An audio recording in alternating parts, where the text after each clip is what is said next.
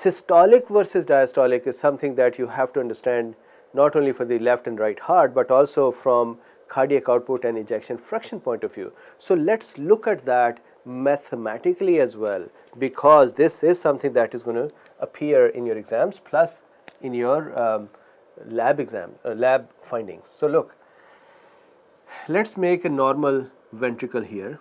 So this is a ventricle, this is normal ventricle, and let's say the way this ventricle is working is that blood comes in to the ventricle, it fills up to a particular amount, so that is the end diastolic volume, that is the amount of blood that is present in the ventricle at the end of the diastole. This is the amount of blood on which the heart is going to work to eject it. Then this ventricle is going to eject that blood. It is going to squeeze and go in a systole. So let's say the ventricle now squeezes. It has squeezed to allow that blood or part of that blood to be ejected in the aorta. Aorta, we're talking the left side. So let's say this is that blood that is just ejected. And of course, there is some blood that would still be left in the ventricle after the ejection. That is the end systolic volume. Now, what is the stroke volume? Stroke volume equals end diastolic volume, that is the original volume we started with, minus end systolic volume, that is the volume we are left with. And if you subtract them, so let's say here it was 120 milliliters. What we got out was, let's say, 60 milliliters. Sorry, what we are left with after the ejection happened is 60 milliliter. So how much blood went out? 120 minus 60 equals 60 milliliters is left. Now, what is ejection fraction? So look, I'm not doing a big lecture here with these because we have done separate complete lectures discussing the stroke volumes and diastolic volumes, systolic volume and ejection fraction. I'm just using enough to make a point about systolic and diastolic dysfunction. So now let's say ejection fraction of this heart. Ejection fraction is the percentage of the blood that is ejected from the heart when it went in a systole. So how do we know that percentage? What we need to know is what is the total blood that was present when the heart started squeezing, and the amount of blood that left. If you divide that by the total blood, that would give you the ejection fraction.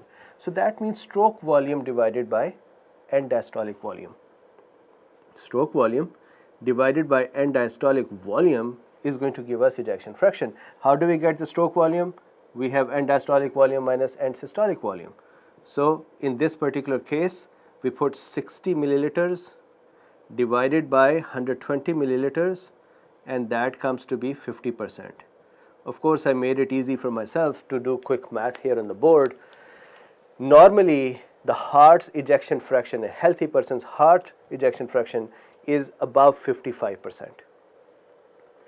In athletes and in people who do exercises, ejection fraction can go up normally when they are exercising up to 80 to 90%.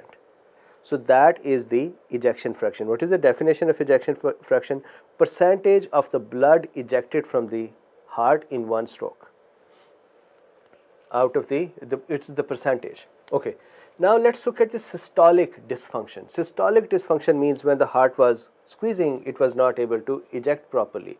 So of course the cardiac output is reduced. That is why we have a problem. Heart is failing, it cannot nourish these tissues. So let's see what systolic dysfunction will mean. Here we have a heart. This heart has some blood. Let's use 120 milliliters, same as the normal. So there is 120 milliliters blood present in it. Heart undergoes the systole and heart is damaged.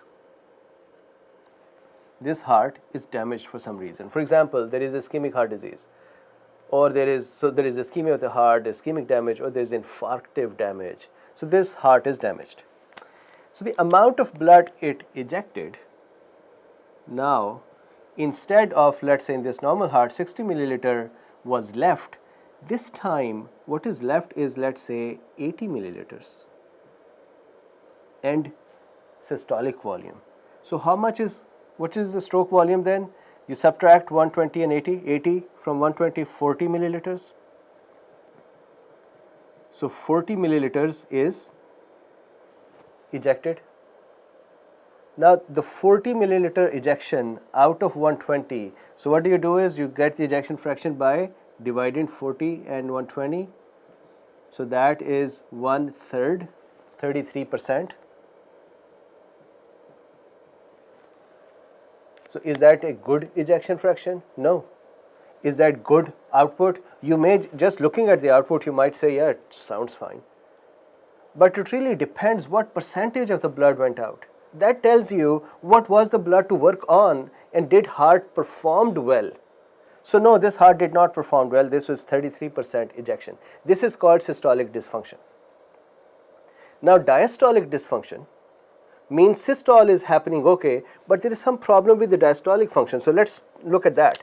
Let's say the heart which has diastolic dysfunction, that heart is a little larger, dilated. Now in this heart, the blood that is present is 240 milliliter. I'm exaggerating again for my own need.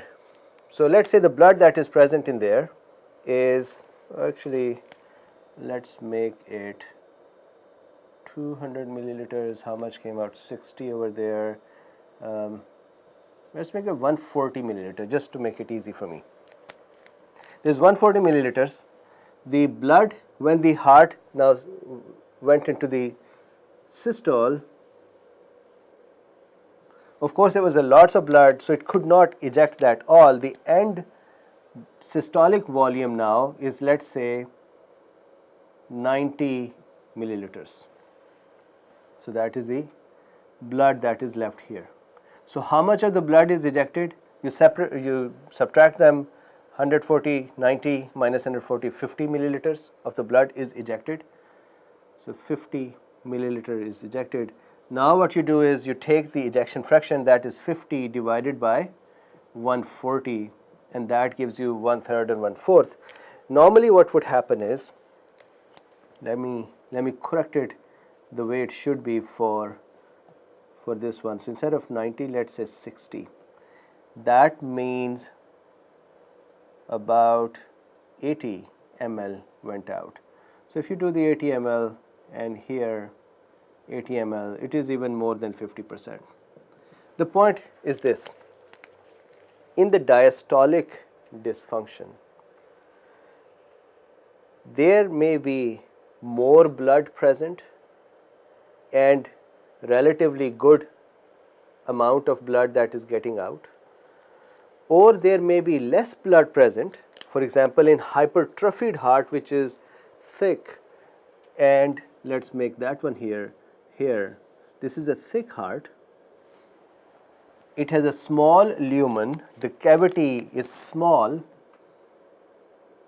so the amount of blood in here is less. So let's say it can only contain 80 ml because the cavity size is small, because the ventricle has become hypertrophied. Now when it contracts, let's say it ejects, it is left with, the end systolic volume is 40 ml.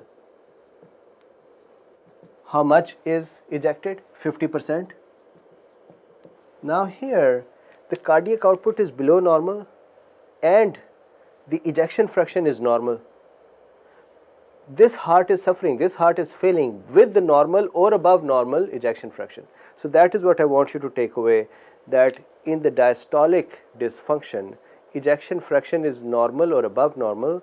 However, cardiac output is low because there is not enough blood in the heart, or there is so much blood that heart cannot pump out.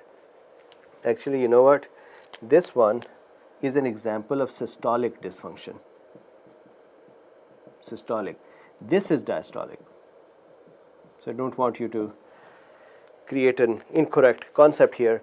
Systolic, when heart cannot eject properly, that is a systolic dysfunction. When heart ejects properly but there is not enough blood to eject, that is a diastolic dysfunction, and this is the example of the diastolic dysfunction. Okay.